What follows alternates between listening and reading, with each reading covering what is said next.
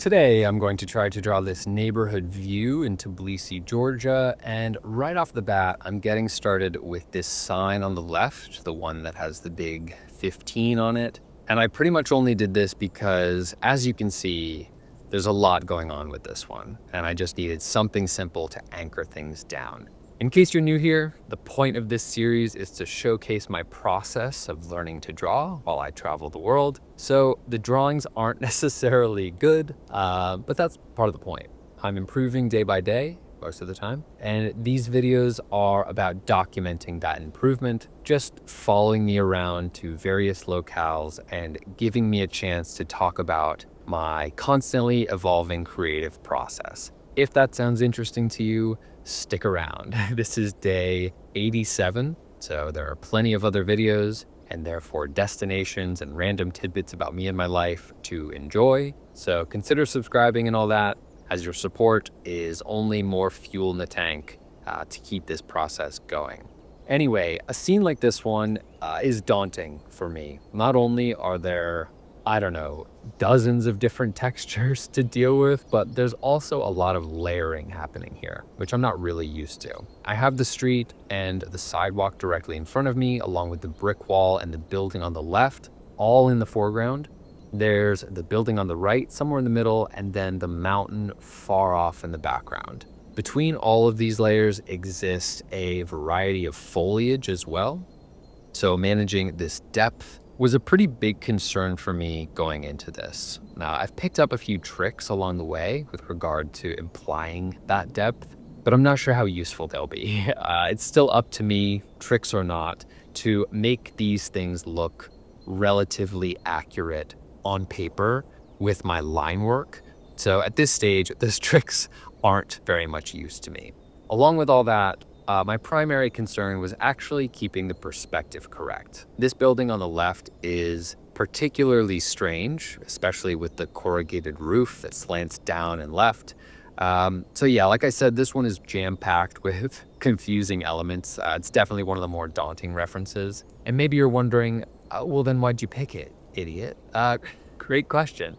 Because I like to suffer, obviously. No. If you saw yesterday's video, you'll know that I was having a particularly difficult time with everything, but specifically with finding something to draw. And even when I finally did find something, it resulted in one of my least favorite drawings to date. I hated every drop of ink that went into it, which sounds extreme, but it's true. So today, I made it a point to first get away from the main streets, the popular areas, the chaos, and find somewhere more peaceful. I struggled to find somewhere to even set up yesterday, and I did not want that to be a recurring issue. And second, to just choose the first thing that catches my eye and seems reasonably possible. Maybe I ignored that latter half because even having already drawn this, I'm not sure how I fare. But I definitely followed the former because once I noticed this interesting, admittedly kind of complicated view, I just pulled out my phone, tested it out, it looked nice, and that was that. Even though this seems significantly less possible for me to draw than yesterday's pillars, I don't know. Art is weird, and you'd be right, it does seem that way. However, like I wouldn't shut up about yesterday, mood plays a huge part in creativity, at least my creativity. And today I happen to be in a good one. So anyway, that's why I chose this over something more realistic, I guess. Okay, let's talk about what I've done so far and where my head's at. As you can see, the front of the building on the left, its facade, if you will, is where I've placed all of my focus. I actually framed the reference video off to the right a bit, but once I got started, I realized I should have included more of the left because I think there's just a lot more intrigue over there. Since it's front-facing and detailed and up close, I wanted to ensure that this area retained as much detail as possible, and if the background faded into the background, so be it. In order of most to least important, I'd say this facade came first, then the foliage on the left, then maybe the foreground with the plants and the bricks, then the other building just for the sake of balance, and then finally the mountain. I knew the mountain could be radically simplified, so it wasn't really on my mind, even though I love what it does for the scene.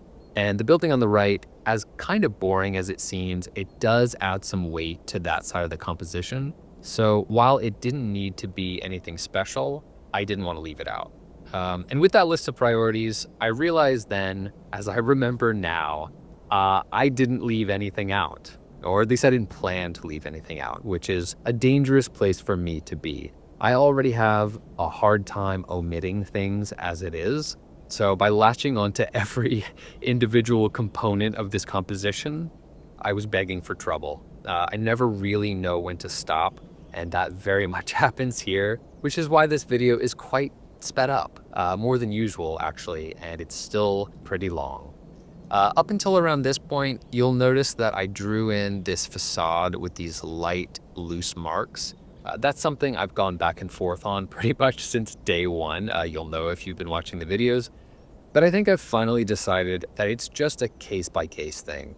Sometimes the last thing I should be doing is, working through a drawing indecisively. But other times, like this time, I know that I'm about to go back over a lot of those marks to solidify things anyway. And it wasn't really about indecision, but as a way for me to balance textures and layers just in this general area. So I knew going into this that I really had to be careful with the boldness of my lines because of the spattering of objects here. For example, the potted plant in front of the door, the weeds in front of the brick wall, the vines all over this left-hand wall. There's so much going on in this scene that demands its own attention, and there's so much crossover with all of those disparate things that by boldly drawing in the doorway and the curb and everything else, I'm losing my freedom to prioritize any one thing over any other thing. So it took me a while to put any bold marks down or to shade anything. But once I had an idea of where things were going to sit in the frame, I could then go back in and nail them down. Is that a good way to go about it? Beats me, but it's something I've picked up along the way, and it seems to have worked today. Also, one very quick thought, ground textures, like cobblestones or whatever's going on here. Why? What am I supposed to do with this? It always looks bad.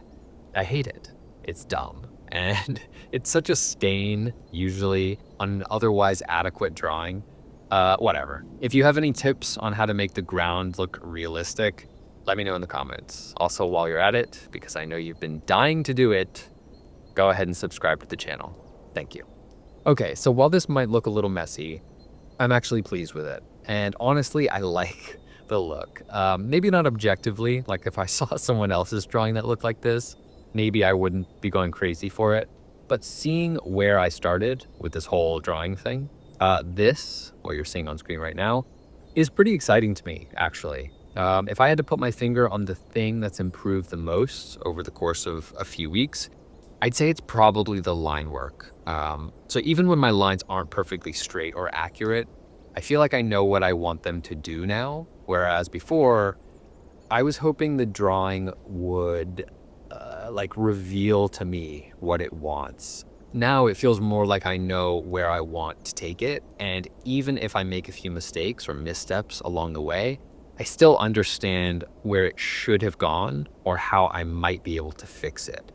That's not always the case, obviously. Go watch yesterday's video if you really want to. But when things are going smoothly, they're nowhere near perfect, but I kind of, sort of, vaguely know in which direction I'll need to go to eventually make it there, if that makes sense. I still don't have the muscle memory or the precision or countless other tools to take me all the way there, but incrementally, I'm getting there with the line work.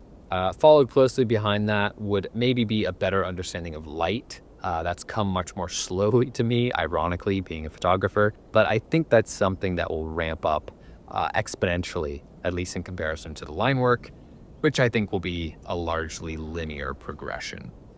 Cool. So now that the basic structure of pretty much the whole drawing is in place, I can fully attend to the texture, which, if I'm honest, was a nerve-wracking part of today's process. Having told you how happy I am with where I've taken this, what I'm doing now could set all that aflame. While line work and light may be things for which I'm slowly gaining a better understanding, texture is not that. Texture to me feels like it's connected to some secret on-off switch in a room I can't access, and in that room lives a gorilla who flipped said switch at random. Sometimes it's on, and the texture drawing abilities simply flow out of me, and sometimes it's off, and I haven't the faintest idea of what I'm doing. It's lame. I don't like it, but that's how it feels. I've watched a few different videos on texture. I've practiced it in my free time. I do blind sketches. I don't know. It's just not something I feel confident drawing, but sometimes it works, and I really don't know why. For the most part, today, it's not that it necessarily works, because when I focus on just the textural parts of this drawing, I don't think it really does.